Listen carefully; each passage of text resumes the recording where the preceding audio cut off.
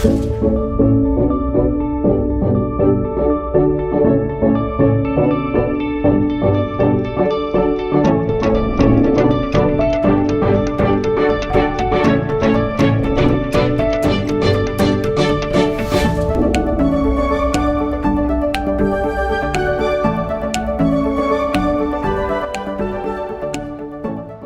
students, welcome to my YouTube channel LJIET. Myself Maitri Dave, Assistant Professor at LJ Institute of Engineering and Technology.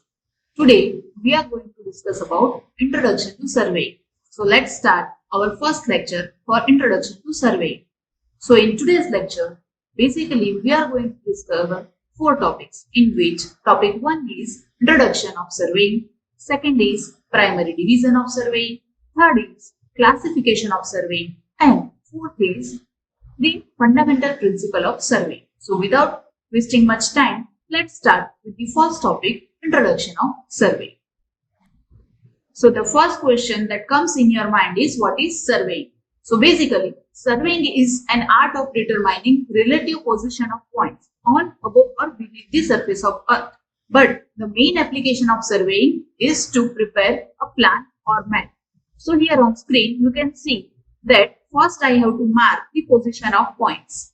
Once I mark the position of point, then I can join it by forming a line, right? But when I want to draw a line, then I need the specific distance between these 2 points. So the first thing required is the distance, and the second thing is the angles, because again angle is playing an important role while I am talking about the position of points, because on Earth where the points are located is denoted by the angles. So here the distances and angles are very important. So again I can define surveying in such a way that the horizontal and vertical distances as well as the horizontal and vertical angles are to be considered for preparing any map or plan for any area, right? So this is all about surveying. Now let's discuss the objective of surveying. So there are various objectives of surveying, in which first one is to take the measurements, right? After marking the position of point, we are taking the measurement. It can be linear or it can be angular. After that, we are going to prepare plan or map, as we have discussed earlier, right? After preparing map or plan, we are going to determine area and volume for that particular plot, right? Then after, again, we can mark the position for the proposed plan.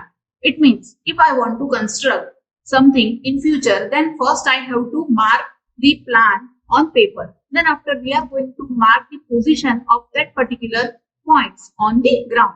That means marking the position of proposed plan on the grounds. That is again the objective of surveying.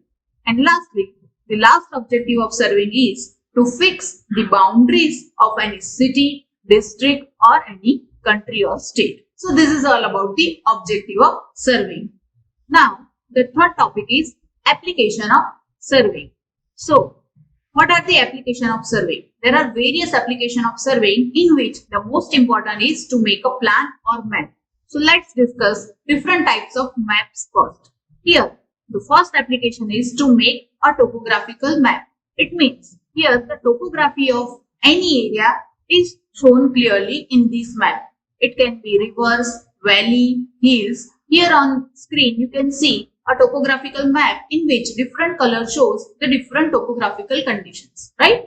That is about topographical map. Second application is to prepare a cadastral map. It means in this map we are simply representing the boundaries of any area of state or a country. So here you can see that an area called Sundan village having specific boundary over here. So this is about cadastral map.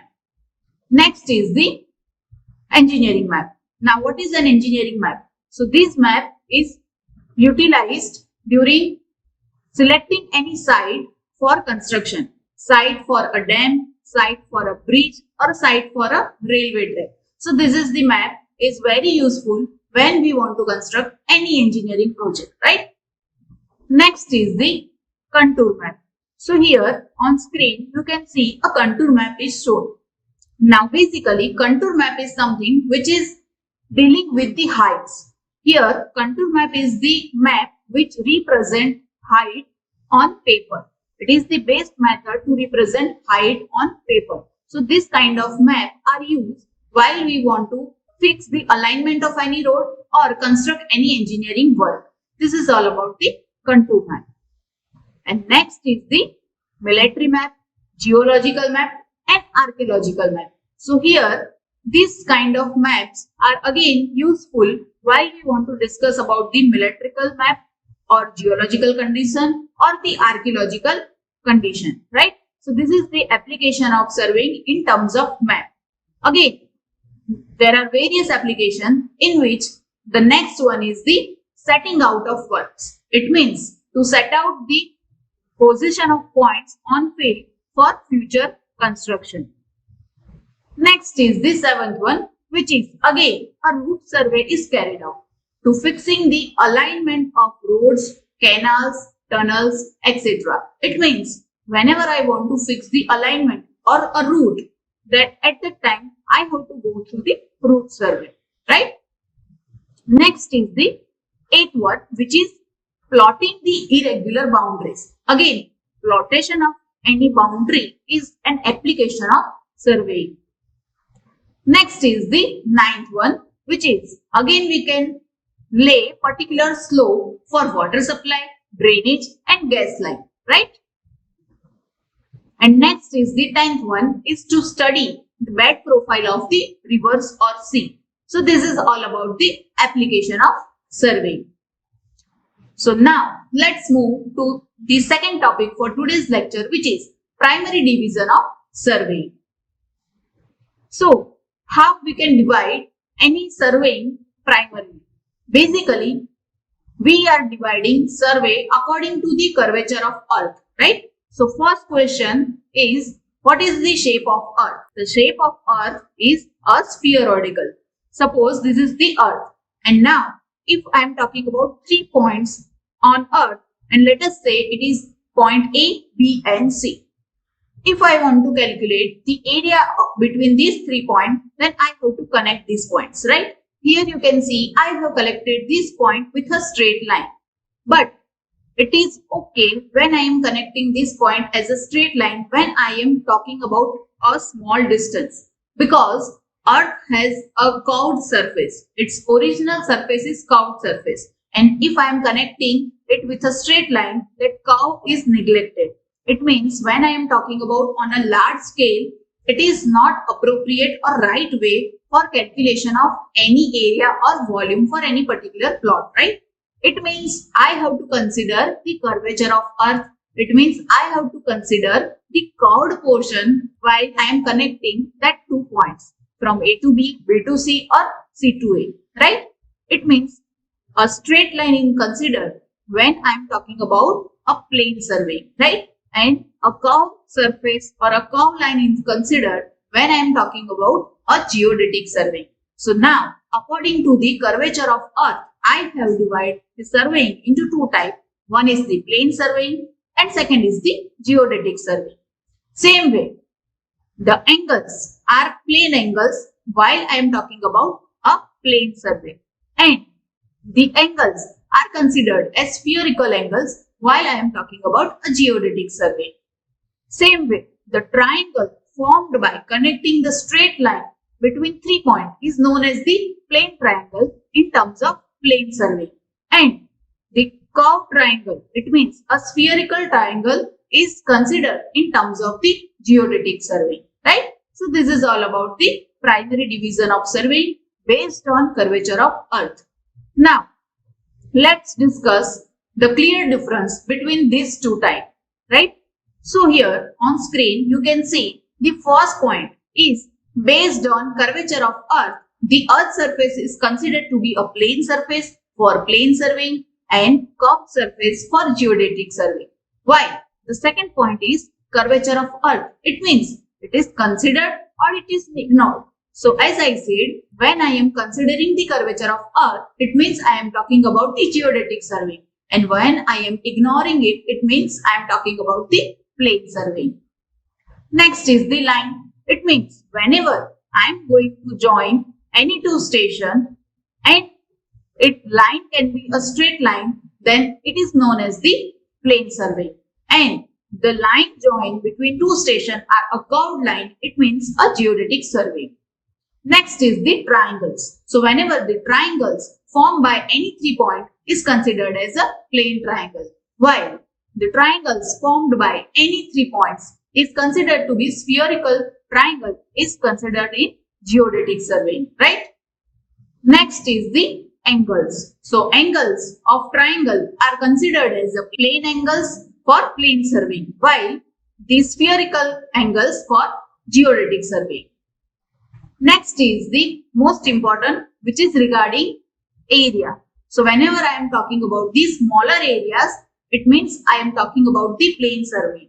So how small area should be? So it should be less than 250 km square. And whenever I am talking about the large area, it means the geodetic surveying, the area should be greater than 250 km squares, right? Next point is how it can be carried out. So generally, plane surveying is carried out by local agencies like Railway Department, Irrigation Department and Road and Building Department, while geodetic surveying is carried out by the Survey of India Department, right? And lastly, what are the standards of accuracy? It means for which kind of surveying we should go for the more accuracy. So here, whenever we are considering the curvature of Earth, the accuracy is high, right? But whenever we are ignoring the curvature of Earth, it means the accuracy is low. So we should go for the geodetic surveying for more or better accuracy. So this is all about the primary division of surveying and its difference, right? Now, let's move to the third topic for today's lecture, which is classification of surveying. So surveying can be classified into 4 types: based on instrument, based on purposes, based on methods, and based on nature of field. So let's discuss first the classification of surveying based on instrument. Again, based on instrument, surveying can be classified into number of groups, in which the first one is the chain survey. Here on screen you can see a chain is used to measure the linear measurement, that is known as the chain survey. In this kind of surveying, angular measurements are not taken, right? While the second type is the compass survey. It means a compass is used to carry out the angular measurements. And third one is the combination of these two. It means chain and compass survey. So here you can see both procedure. It means linear measurement and angular measurement take place simultaneously on field, which reduces our time and give higher accuracy, right? Fourth one is the plane table survey. It means on field we are arranging a table having one paper on it. It means whatever point or whatever the position of point we are marking on the ground, we are simultaneously marking that on the paper also. It means we are doing field work as well as paper work on the side only. That is known as the plane table survey. Fifth one is the theodolite survey. Now, theodolite is the instrument which is used to measure the angles. Here, theodolite is measuring angle. It means what about compass? Even compass are measuring angles, but here the accuracy of theodolite is quite high than the compass. So that is the advantage of this theodolite survey. Next is the tachyometry survey. Now, tachyometry survey is the advancement of theodolite. It means not only the angles but also the horizontal distances are also carried out during this tachyometry survey. So it is again a one step ahead than the theodolite survey. Now next is the leveling survey. So leveling survey is something in which we are talking about the level difference. So level difference between 2 points, it means the elevation between 2 points is carried out by using dumpy level, right? Or a level is the instrument is used to determine different height, right? So leveling survey is all about the height. Next is the eighth one, which is photogrammetric survey.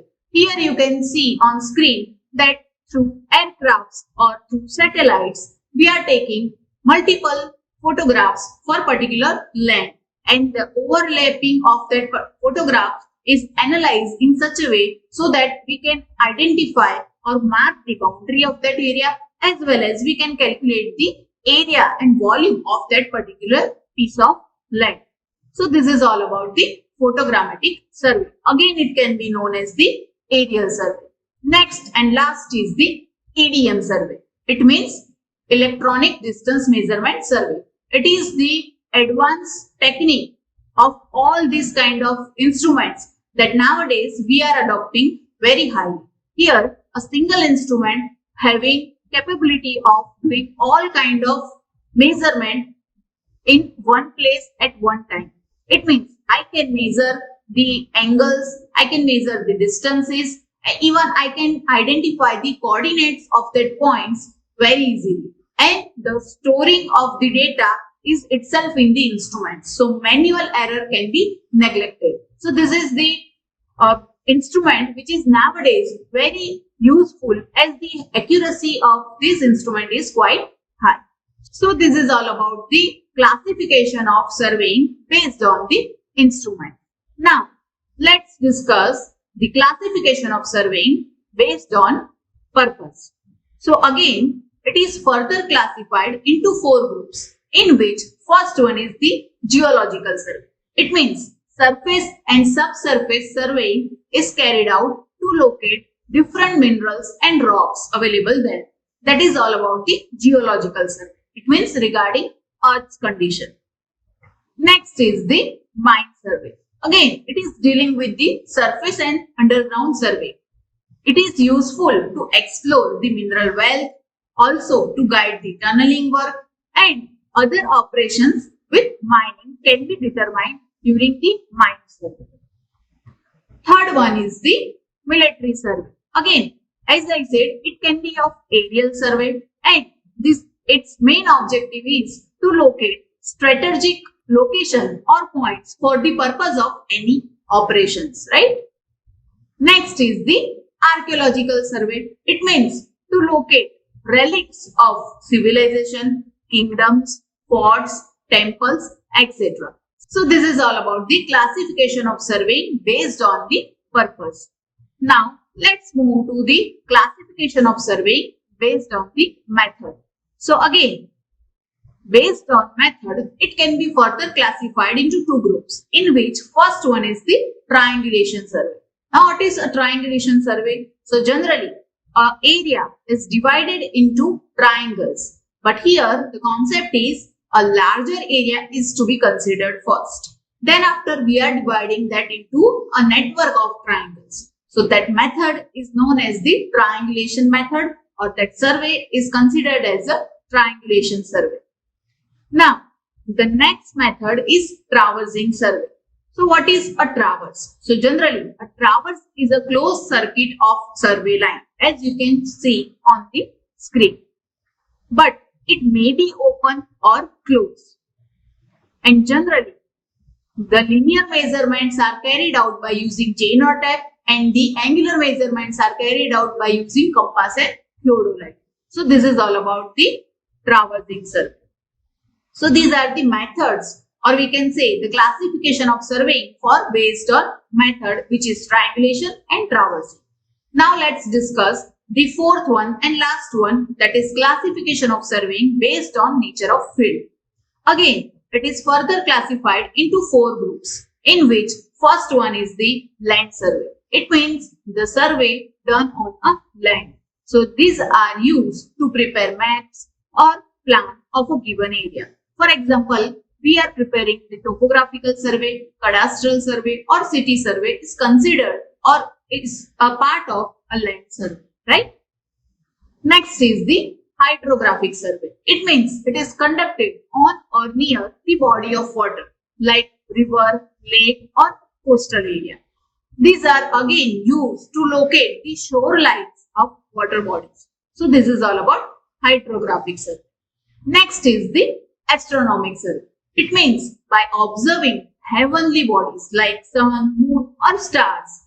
And we are using this kind of survey to determine the latitudes, longitudes, azimuths and local time for various places, right? And lastly, we are going to discuss about the aerial survey. It means we are conducting it from the aircrafts and satellites. Here we take number of photographs of the earth which are overlapping in the strips of land, right? So this is all about classification of surveying based on nature of field. So now let's move to the last topic for today's lecture, which is fundamental principle of surveying in detail. So what are the fundamental principle of surveying that one should carry out during surveying? So basically it is divided into two types, in which first is the surveying which is always carried out from whole to the part. It means the concept of triangulation should be followed. While second is to locate new station by at least adopting two individual processes. It can be linear or angular measurements. So let's discuss the first one, always work from whole to the part. It means the triangulation method. So here you can see on screen the triangle ABC is the main triangle. It means the point A, B and C are the main control points. Our first task should be, we have to identify or mark our control point very precisely. It means marking of point A, B, C should be very precisely. Then after, we are connecting that point and making one large triangle. After that, we are dividing that triangle into number of triangles. And we are trying to making triangles a symmetrical triangle, right? So here afterwards, I am dividing it into a PQR triangle and MNO triangle. Now, whenever I am dividing the triangle at that time, less precision is okay. But when I am talking about the main triangles, at that time, high precision is required. Because it is the method in which we can prevent the accumulation of error.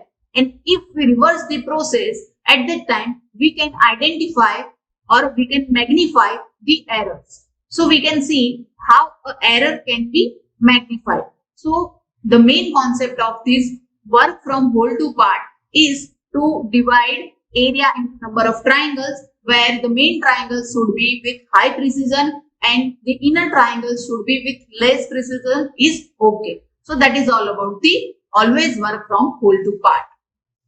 Now let's move to the second principle. So it is to locate new stations, at least two measurements are required for fixed reference point. It means, as I said, two measurements are what? It means the linear measurement and angular measurement. So how we can identify using these measurements a new station? So say for the example, here one point A and B is connected through a line. And if I want to identify the third point C, and now I am considering one linear measurement and other linear measurement, it means the distance from A to C and B to C is known to me. At that time, I can easily identify the third point, it means our point C. Here the concept of two linear measurement is considered for locating new station. Next example is, if I consider A and B point like this, and again I want to identify the point C. But now I am considering the angles, angle BAC and angle ABC. It means two angular measurements are considered for locating new point, right? So two linear measurements and two angular measurements are shown in this screen. Next example is, if A and B point is located something like this, and if I want to again identify point C, but one linear measurement, it means the length between A and C is known and the angle of B, A and C is known. It means I am considering one linear and one angular measurement. So this is again the example where I can locate a new station C. Likewise, the same concept, one length and one angle is considered. But here you can see the one angle is angle BAC and the opposite side's length is considered, which is length of BC is known, right? So again, this is an example for one linear and one angular measurement. And lastly, the line AB is something like that, and I want to again identify point C, at that time one length is considered, but the angle is considered from the center point of AB, point D of 90 degree, then again the concept of one angle and one length is considered. It means we can again identify the third point C over here. So these are the 5 examples where we can justify that we can go for two linear measurement or two angular measurement or the combination of any two to find or locate a new station, right? So this is the second principle. So these fundamental principles are very important while we go for any kind of survey. So in today's lecture, we have discussed these 4 topics in detail. I hope you understand and know all the important terms regarding the survey. The primary division, which is based on curvature of earth. The classification, which is again separated into number of groups. And the fundamental principles, which are divided into 2 types. So I hope you have knowledge of all these 4 topics in today's lecture. This is all about for introduction to survey. See you soon in the next lecture. Thank you for watching. Don't forget to like, share and subscribe my YouTube channel Civil LJIET.